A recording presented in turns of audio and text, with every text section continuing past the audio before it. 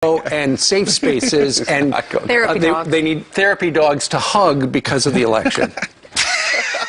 I'm not making it up. You're laughing. I'm not making it up. This is all going on. I just think they ought to get over it, you know?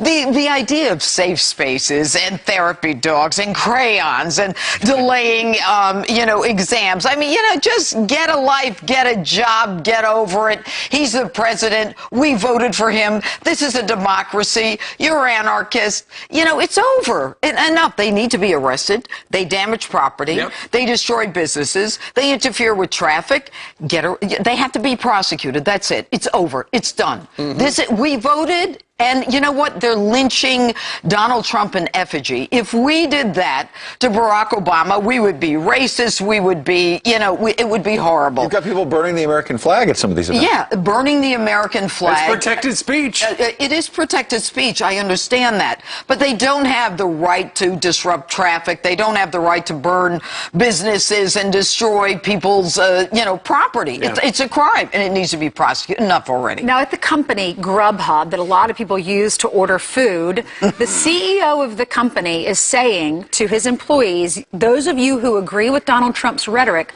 should resign.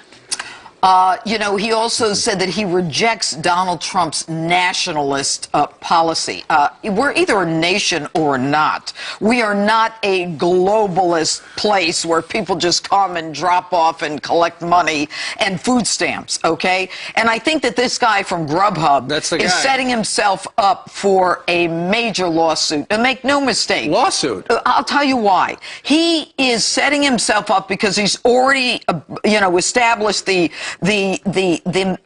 mentality or the atmosphere where we're not even talking about employees saying what they think. He's saying, if you don't agree with me, if you don't hate Donald Trump, then get another job. Here's what he said. We have the email he sent to employees. While demeaning, insulting, and ridiculing minorities, immigrants, and the physically, mentally disabled worked for Mr. Trump, I want to be clear that this behavior and these views have no place at Grubhub. Had he worked here, many of his comments would have resulted in his immediate termination. If you do not agree with this statement, then please reply to this email with your resignation, because you have no place here. We do not tolerate hateful attitudes on our team. Judge, at any business, aren't you allowed to have your own personal views? You're allowed to have your own personal views. If you work for the government, your political speech is clearly protected. You have a First Amendment right.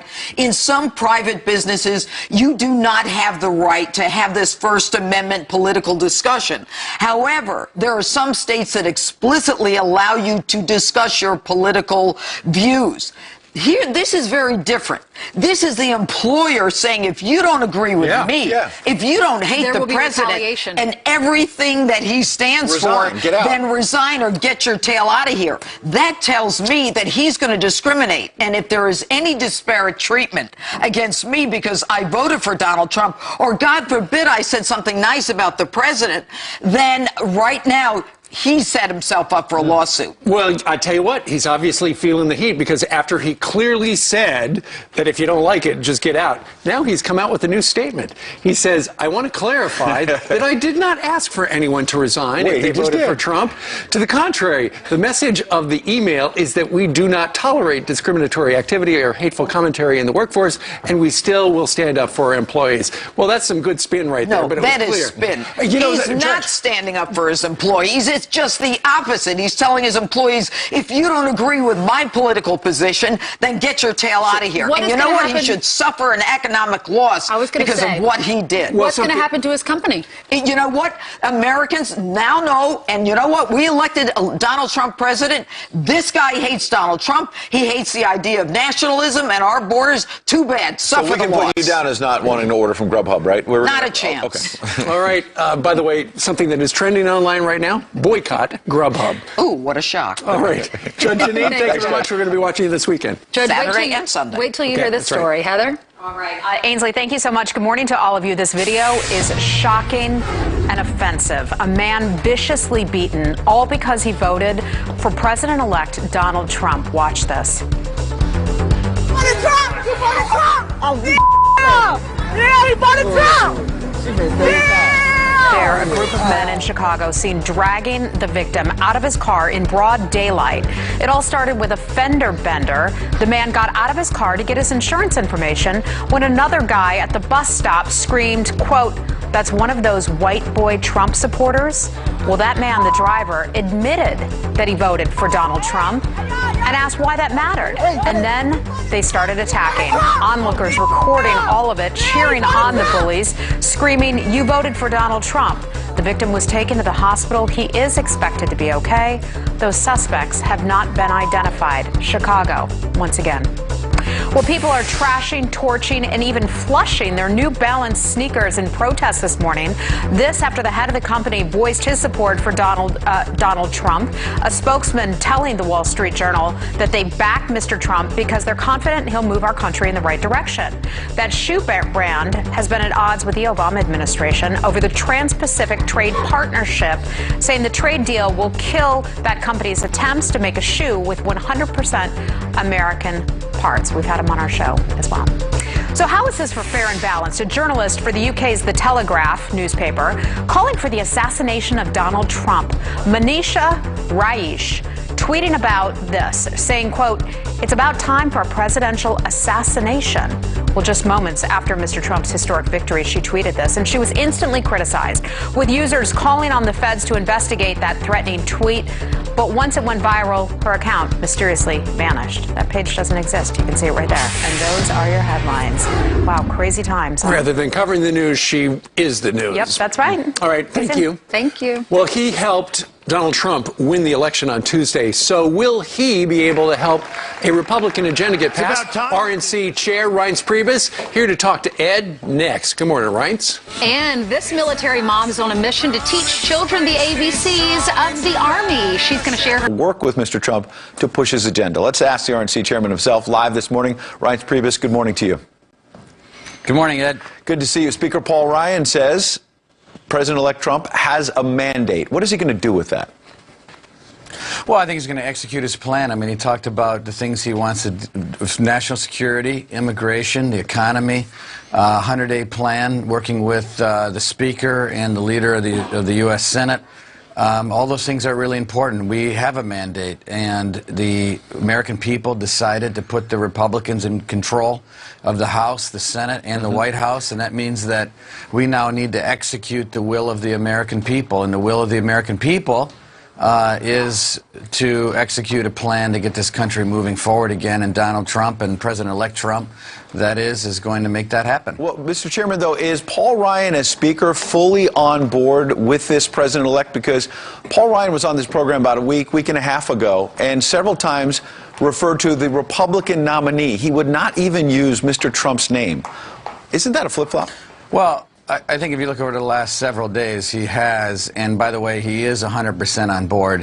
Donald Trump is going to be the president, and he has a mandate, quite frankly, that our country hasn't seen since Ronald Reagan across the entire Midwest. And so the plan is going to get executed, and I think the American people should be encouraged by what President-elect Trump has said, both on Wednesday morning and what he's done yesterday.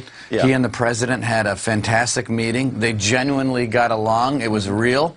And I think they had admiration for each other. And so that the American people should look at as an encouraging sign of leadership, that this next president understands that he's not just the president for the Republican Party. He's the president for every American, Democrat, Independent, everyone in between. When you say that about how he's the president for all the people, what do you think about these protests around the country, some of which are now becoming riots? Yeah, I just say, you know, I hope people just have an open mind and kind of just judge President-elect Trump by what is really happening, which is a person who's trying to bring people together, a person who sat down with the president yesterday for an hour and a half, a person who didn't brag, took out all the campaign-type rhetoric out of his acceptance speech and said, it's time to come together. I don't care what your gender is, what your religion is, what your race is.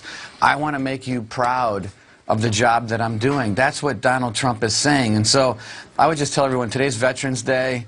We have a lot to be grateful for. We're in the greatest country on the face of the earth. Let's be a team together take the weekend, and we will govern for everybody. And Mr. Chairman, it sounds like you are a foot soldier in that cause. You want to get behind this agenda. Are you going to be the next White House Chief of Staff? I honestly, Ed, I'm telling you, I don't. Number one, that's not my job. Number two, I don't have any updates for you on transition. I'm sitting here at the RNC, and it's a great job, and that's the one I'm doing. But if the president-elect calls you, I got to pin you down. If the president-elect asks you to be the White House Chief of Staff, yes or no? It's not something that I'm talking about right now, Ed. I mean, I know you're trying to pin me down. Well, the but door's open. It's one of these places. Yeah, listen. The president, the next president is going to be a great president, and I just hope everyone out there understands that he has a mandate. He has talked about bringing everyone together. He will be that person. I think he will be transformational, and I was just happy to be a small part of it. Well, good. We appreciate you being here this morning, and good luck in whatever you do in the road ahead. Thank you, Ed. Mr. Chairman, thank you. Coming up, a military mom is on a mission to teach children the ABCs of the Army. You're going to want to get this book for your kids. Ainsley